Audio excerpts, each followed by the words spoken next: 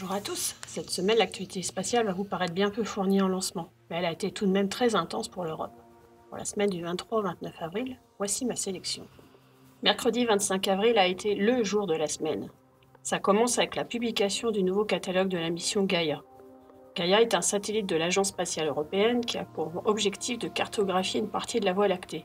Il réalise 3 missions en une: la mesure de la position des étoiles, c'est-à-dire l'astrométrie, la mesure de la vitesse des étoiles par rapport à la Terre, c'est la spectrométrie, et aussi la mesure de l'éclat des étoiles et de leur couleur, donc leur température, la photométrie. Un premier catalogue avait été publié en septembre 2016. Ce deuxième catalogue contient la position de près de 1,7 milliard d'étoiles, ainsi que les mesures de la parallaxe et du mouvement propre de près de 1,3 milliard d'étoiles. C'est 10 000 fois plus que la mission précédente Hipparcos. Gaïa a aussi répertorié les orbites de plus de 14 000 astéroïdes dans notre système solaire.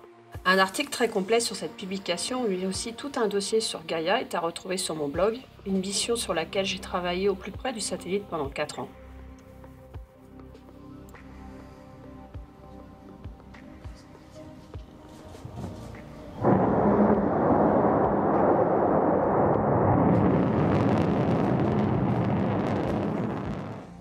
Mercredi 25 avril également a eu lieu la mise en orbite du 7e satellite de la constellation Sentinelle. Sentinelle 3B a décollé à bord d'une fusée russe Rokot depuis la base de lancement de Plesetsk, en Russie. Rokot est composé de 2 étages d'un ancien missile balistique reconverti et d'un étage supérieur Brisem, comme pour les fusées Proton. Ces dernières années, Rokot n'a été presque utilisé que pour les lancements des satellites Sentinelle. Après 80 minutes de vol, le satellite Sentinelle 3B a été injecté sur une orbite à environ 818 km d'altitude. Sentinelle 3B va rejoindre son jumeau Sentinelle 3A en orbite depuis février 2016. Les satellites Sentinelle 3A et 3B sont des satellites d'imagerie optique de moyenne résolution et d'altimétrie radar dédiés à la surveillance des océans et à la surveillance de la végétation. Les instruments à bord enregistreront des paramètres comme la topographie des mers et des océans, ainsi que la température de surface et la couleur des océans, mers et masse continentale, avec un degré élevé de précision et de fiabilité. Ces 2 satellites font partie de la composante spatiale du programme Copernicus, comme les autres satellites Sentinelle. Copernicus est un projet de la Commission européenne qui a pour objectif d'avoir un accès continu, indépendant et fiable aux données et aux informations résultant de l'observation de la Terre par les satellites pour l'Europe. Dans Copernicus, il y a aussi des données recueillies in situ et des services qui seront proposés par différents organismes européens ou industriels par délégation. Copernicus fournit des services pour une gamme d'applications très diverses. Ainsi, les données utilisées dans le monde entier et gratuites servent pour la prévision de la qualité de l'air, des avertissements d'inondation, la détection précoce de la sécheresse, la détection des pollutions d'hydrocarbures, la qualité de l'eau de mer, la surveillance des forêts, l'agriculture, la sécurité alimentaire, etc., etc. C'est un programme sans précédent en Europe.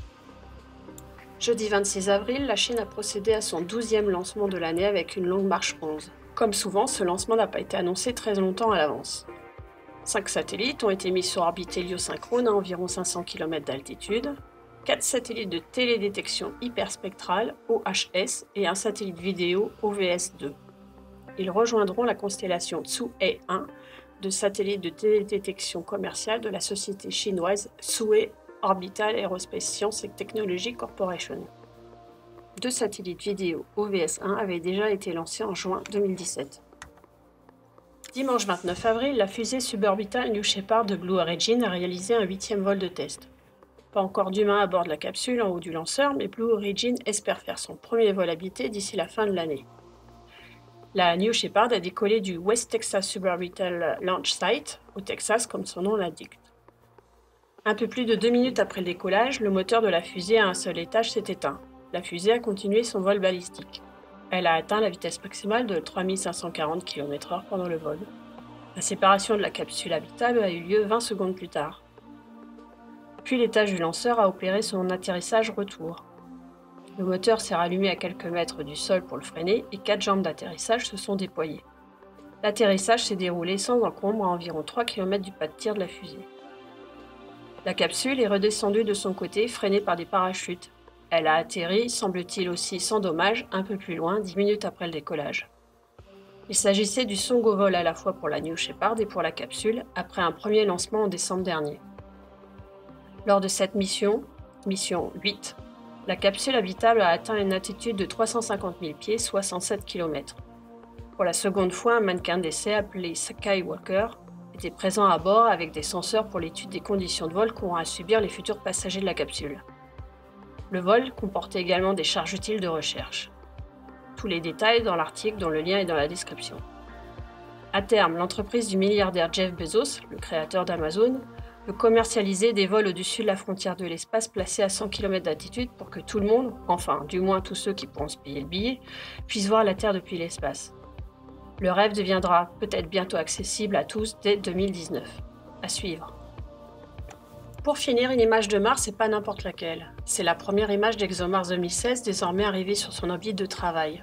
Le 26 avril, l'ESA et Roscosmos associés dans cette mission ont publié la première image de la planète rouge prise par le module orbital TGO depuis une altitude de 400 km. Il s'agit d'une image composée de plusieurs photos montrant le bord d'un cratère couvert de glace. Ce cratère porte le nom de Korolev, le fondateur du programme spatial soviétique. Merci à ceux qui m'ont encouragé en laissant un pouce levé et un commentaire lors des précédents épisodes. Si vous avez aimé ce résumé, n'hésitez pas à en faire de même et à partager le lien. Vous êtes désormais plus de 1700 abonnés et plus de 2000 vues à chaque vidéo.